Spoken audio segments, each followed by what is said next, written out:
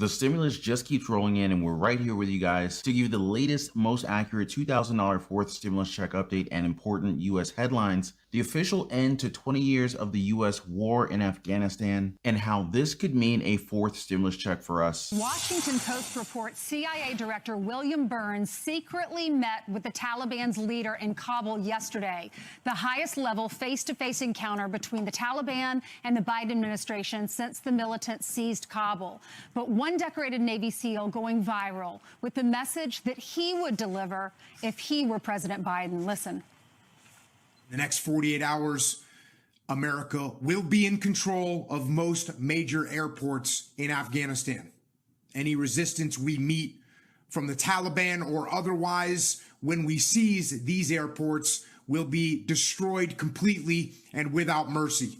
Any person that interferes with these operations will be. And lastly, the latest House bill to get rental assistance to people faster and help people out with the eviction moratorium expiration. Keep watching for all the details. Stimulus, U.S. news, personal finance, and more. We've got the latest for you guys right here on the Ron Yates channel. Just want to say thank you guys for tuning in, and thanks for always hitting that like button. I really appreciate you guys. Let's go ahead and jump in. Wow, just wow. After 20 long years, the U.S. military experiment in Afghanistan has finally ended. I'm here to announce the completion of our withdrawal from Afghanistan and the end of the military mission to evacuate American citizens, third country nationals, and vulnerable Afghans. The last C-17 lifted off from Hamid Karzai International Airport on August 30th this afternoon at 3:29 p.m. East Coast time, and the last manned aircraft is now clearing the airspace above Afghanistan.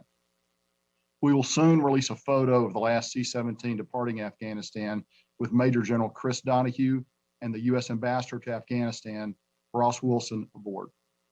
While the military evacuation is complete, the diplomatic mission to ensure additional U.S. citizens and eligible Afghans who want to leave continues. And I know that you have heard, and I know that you're going to hear more about that from the State Department shortly. Tonight's withdrawal signifies both the end of the military component of the evacuation, but also the end of the nearly 20-year mission that began in Afghanistan shortly after September 11th, 2001. About 2,500 U.S. troops were in Afghanistan when President Biden announced the withdrawal, most of whom left by July. But the administration this month rushed in about 6,000 U.S. troops to facilitate evacuations. We bring in Jocko Willink, the man you saw there, the man you see this morning. He's a friend of our shows, retired Navy SEAL, recipient of the Silver Star, the Bronze Star, former commander of Navy SEAL Team 3. Good morning to you, Jocko. Thanks for joining us. Hi, Ainsley. Thanks for having me on. You're welcome. I watched the whole thing yesterday on Instagram. Powerful message. Why did you feel the need to do that? Well, I just felt that no one was making any statements, taking ownership of the situation that was happening. And if there's no one that's actually taking ownership, how's that problem going to get solved? And if you could sit down with Joe Biden, what else would you say to him? How would you tell him to rescue our Americans that are over there? Well, listen, the thing is, you can't make excuses, and we've heard a lot of excuses from the president at this point, you know, that this would have happened with any withdrawal plan, or the president of Afghanistan run away, or I was just following through with the deal from the last administration. And all those are just excuses and placing blame on other people. The plan was a failure. Explain what went wrong, take ownership of what went wrong, and then come up with a plan on how to fix it. That's what he needs to do. What was your reaction when you heard Jen Psaki say that Americans are not stranded over there? I don't believe it. I mean, there's 10,000 people on the ground. The Taliban's running around. There's ISIS. There's al-Qaeda operatives. That's not true as far as I can tell. Unfortunately, amidst all the chaos, we lost nearly 200 Afghans and 13 U.S. troops due to estimates also say that between 100 and 200 Americans who wanted to leave Afghanistan are still there, even after the U.S. military withdrawal and evacuation efforts from Afghanistan. Now, despite it all, President Biden is sticking to his plan, and he said, "I have never been of the view that we should be sacrificing American lives to try to establish a democratic government in Afghanistan, a country that was never once in its entire history been a united country, and is made up, and I don't mean this in a derogatory, made up of different tribes who have never, ever never gotten along with one another. White House Press Secretary Jen Psaki confirms that President Biden stands by his decision to end the nation's longest war. According to her, if he had not, this view and the view of many other experts and military out there is we would have sent tens of thousands, potentially, or thousands at least, more troops back into harm's way in Afghanistan, risking more lives and more people to fight a war the Afghans were not willing to fight themselves. Nothing has changed in that regard. Let's just pause for a moment here, guys, and honor the lives that are lost in Afghanistan, especially those 13 U.S. troops who gave their lives in this evacuation effort.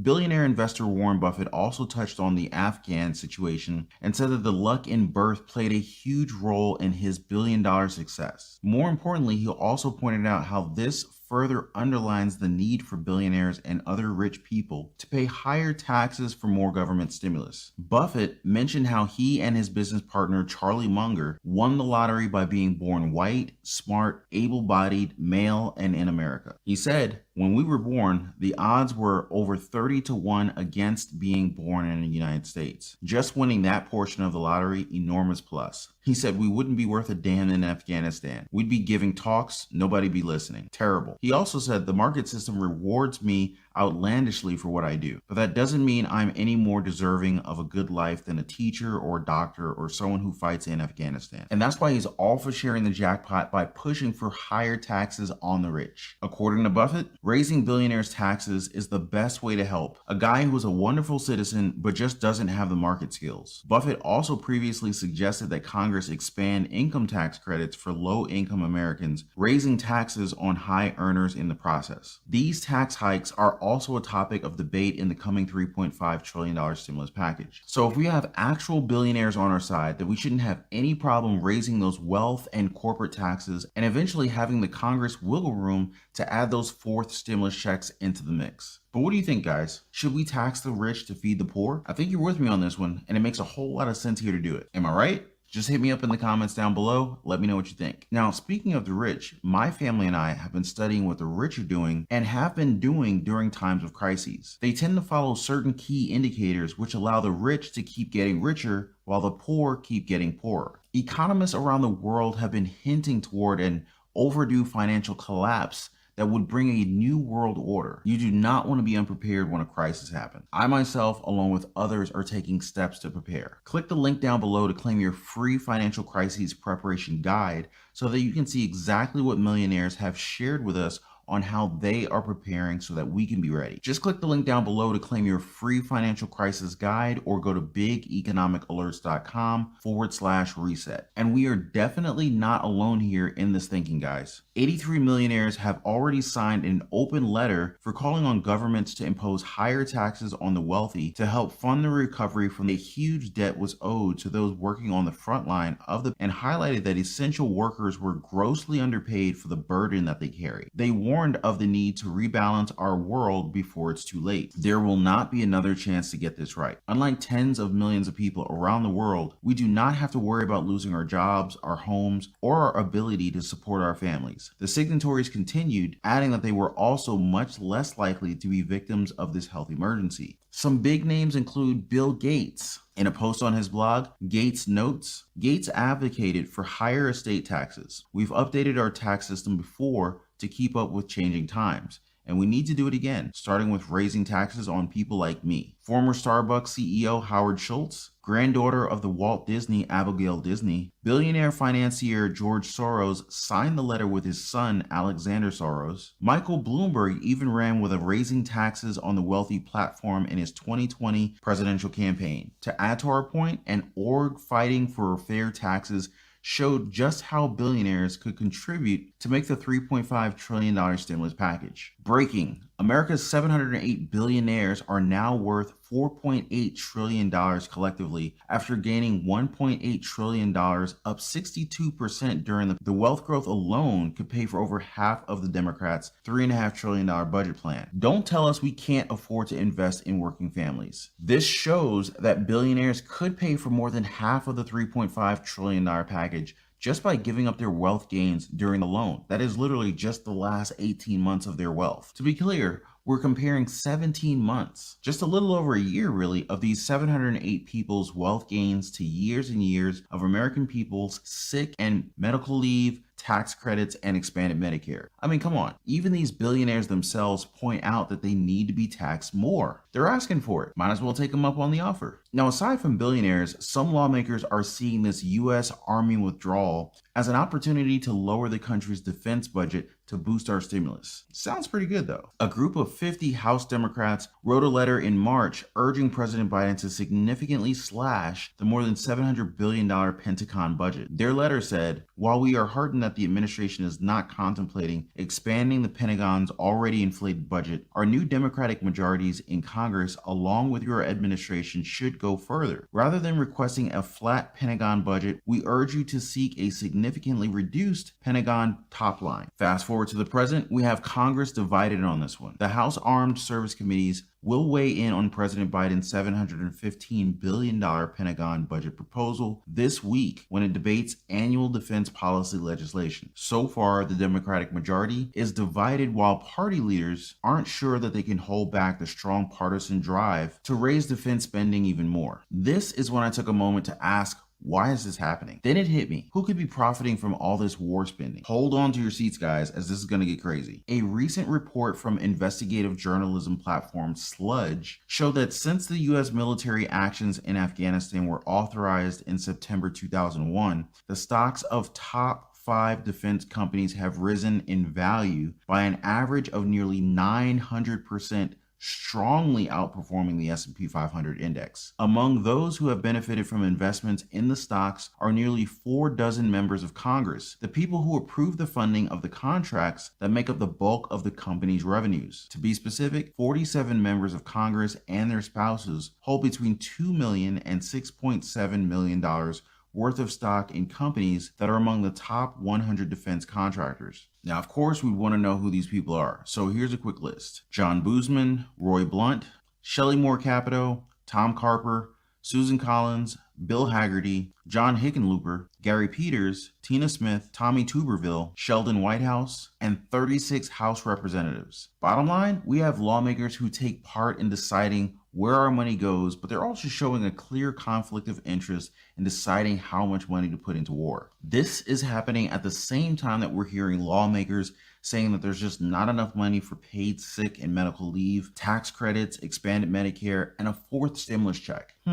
The whole thing's definitely looking a little bit sketchy here, right? That's why I like this new bipartisan bill that would actually ban members of Congress from trading individual stocks. Senate Banking Committee Chairman Sherrod Brown, Senator Jeff Merkley, and Senator Raphael Warnock introduced the bill in the Senate. Basically, it would prohibit members of Congress and senior congressional staff from buying or selling individual stocks and other investments. It would also keep them from serving on corporate boards while in office. Helping out in the House of Representatives, Raja Krishna, Alexandria Ocasio-Cortez, Joe Neguse, Matt Gaetz, and Michael Cloud. Note how all these names are not on the list of defense company shareholders. Very interesting. Now, according to Representative Cloud, as elected representatives, we each have a constitutional obligation to honor the public trust we have been given. Members of Congress should not be permitted to abuse the role in order to make financial gains. Let's look forward to more updates on this one. Be sure to subscribe to the channel now and definitely hit that notification bell so that you don't miss out on future updates.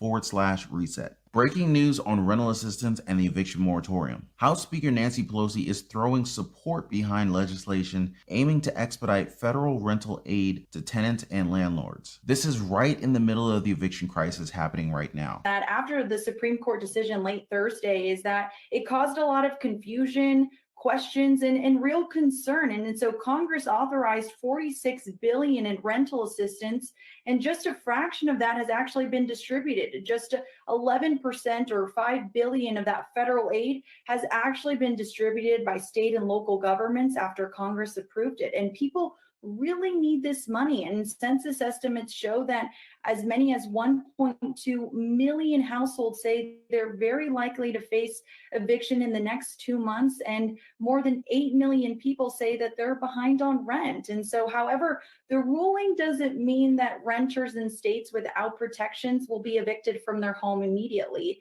At least half a dozen states, including New Jersey, California, New York, and Washington, have policies in place to keep these tenants in their homes. During a call hosted by the National Low Income Housing Coalition, Nancy Pelosi said Representative Maxine Waters was working on building a consensus behind the rental aid bill. Basically, what this bill would do is require grantees to accept the self-attestation of a tenant and to provide assistance directly to tenants in certain circumstances. It would also allow landlords to directly apply for back rent after providing notice to their tenants that they intend to apply, and instruct the Treasury Department and grantees to conduct additional outreach to prospective tenants and landlords. Hopefully this would make rental assistance easier to get for people. Anybody here having trouble with getting rental assistance? Let us know in the comments down below. While you're waiting on that rental assistance, it's also good to know that we have a bit of time just before the evictions actually start happening. Well, one thing is for sure is that, the courts have been backlogged, and they've been backlogged for almost a year. And so